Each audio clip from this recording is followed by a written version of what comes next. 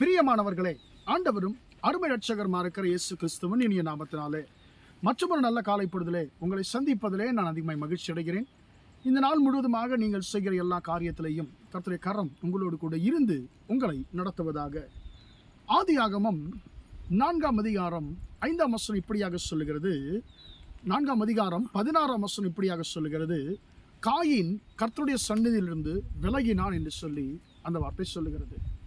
அன்பார்ந்த பிள்ளைகளே, ஆதியாகமம் 4ஆம் அதிகாரத்தில் நாம் காயினுடைய காணிக்கையும் ஆபேலுடைய காணிக்கையும் குறித்து நாம் 1ஆம் வசனத்திலிருந்து நாம் வாசிக்க முடியும்.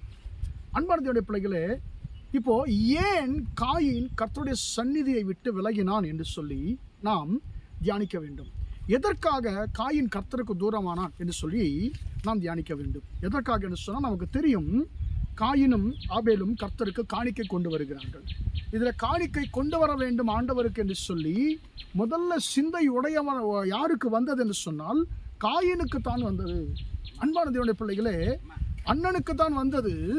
அன்பான தேவனுடைய பிள்ளைகளே, அண்ணன் காணிக்கை கொண்டு வருகிறான். அண்ணனை பார்த்து தம்பி கற்றுக்கொள்ளுகிறான், ஐயோ நானும் காணிக்கை கொண்டு வரணும் கர்த்தருக்கு என்று சொல்லி. அன்பான தேவனுடைய பிள்ளைகளே, இப்போ என்ன நடக்குதுன்னு சொல்லி பார்க்கும் பொழுது காயின் கர்த்தருக்கு காணிக்கை கொண்டு வருகிறார். ஆனால் ஆபேல் அவரை காட்டிலும் சிறந்ததை, கொடுமையானதை ஆண்டவருக்கு கொடுக்கிறார். இப்போ என்ன நடக்குது? அலட்சியத்தோடு ஆண்டவருக்கு காணிக்கை கொண்டு வந்த காணிக்கை அது அங்கீகரிக்கப்படலை, புறக்கணிக்கப்பட்டது. ஆனால் கர்த்தருக்கு முழு மனதோடு கொண்டு வரப்பட்ட காணிக்கை ஆண்டவரால் ஏற்றுக்கொள்ளப்பட்டது. அது நிமித்தமாக என்ன நடந்தது? அன்பான தேவனுடைய பிள்ளைகளே, காயின் கர்த்தராலே அவருடைய காணிக்கை நிராகரிக்கப்பட்டதுனாலே தன் சகோதரன் மேலே கோபமானார். அவருடைய முகம், அன்பான தேவனுடைய பிள்ளைகளே, அதிகமாக கோபத்தால் நிறைய ஆரம்பித்தது. அன்பான தேவனுடைய பிள்ளை, அது நிமித்தமாக என்ன நடக்கிறது? தன்னுடைய சகோதரனை அவர் கொன்று போட்டார் என்று சொல்லி வாசிக்கிறோம். இந்த இடத்துல யார் மேலே பிழை?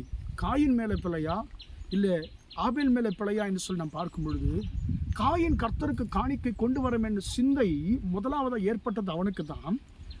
கர்த்தருக்கு காணிக்கை கொண்டு வந்ததில் பிழை கிடையாது. ஆனால் அந்த காணிக்கையிலே கர்த்தரை கனம் பண்ணுகிற விதத்தில் அந்த காணிக்கை இல்லை என்பது தான் உண்மை. இப்போ என்ன நடக்குது? காயின் தன்னுடைய தவறை சீர் செய்து கொள்ளும்படியாய் ஆண்டவர் அவருக்கு ஒரு சந்தர்ப்பத்தை கொடுக்கிறார். ஐயோ, ஏன் ஆண்டவர் என்னுடைய காணிக்கை அங்கீகரிக்கலை, என்ன பிரச்சனைன்னு சொல்லி தன்னுடைய வாழ்க்கையை அவர் சோதித்து பார்க்கவில்லை. என்ன செய்தார்? தன்னுடைய கோபத்தை, தான் செய்த பிழையை தான் செய்துவிட்டு அந்த கோபத்தை என்ன செய்தாருன்னு கேட்டிங்கன்னு சொன்னால் தன்னுடைய தம்பி மேலே காண்பித்தார். தன்னுடைய தவறை சரி செய்து கொள்வதற்கு ஆண்டவர் கொடுத்ததான சந்தர்ப்பத்தை அவர் வீணடித்து கொண்டார். அது நிமித்தமாய் அன்பான தேவனுடைய பிள்ளைகளே, தன் சகோதரன் மேலே கோவப்பட்டு ஆண்டவரை விட்டு அன்பான தேவனுடைய பிள்ளைகளே அவர் தூரமானார், தன்னுடைய சகோதரனை கொலை செய்தார். அது நிமித்தமாய் கர்த்தருடைய தண்டனைக்கு உள்ளானதை நாம் பார்க்கிறோம். அன்பான தேவனுடைய பிள்ளைகளே, இங்கே ஒரே ஒரு காரியத்தை சொல்ல நான் விரும்புகிறேன்.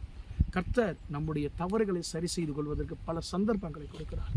அந்த சந்தர்ப்பங்களிலே நாம் நம்முடைய தவறுகளை சரி செய்து கொள்ள வேண்டும். நாம் தவறு செய்துவிட்டு மற்றவர்கள் மேலே அந்த தவறை சுமத்துகிறதான அந்த சுபாவத்தை நாம் மாற்றிக்கொள்ள வேண்டும் என்று சொல்லி கர்த்தர் விரும்புகிறார். ஜெபிப்போம். இரக்கமுள்ள தகப்பனே, உம்மை நன்றியோடு துதிக்கிறோம், ஸ்தோத்திரிக்கிறோம். இம்மட்டுமாக அந்த வார்த்தைகளை கேட்டு உம்முடைய பிள்ளைகளை ஆசீர்வதியும் ஐயா.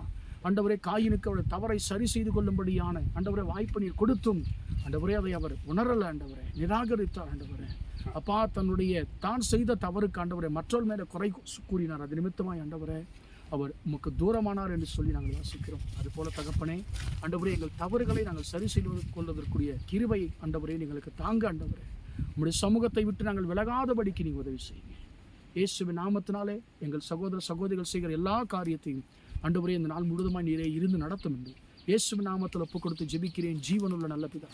ஆமென், ஆமென். பிரியமானவர்களே, கர்த்தர் உங்களை ஆசீர்வதிப்பார். Praise the Lord.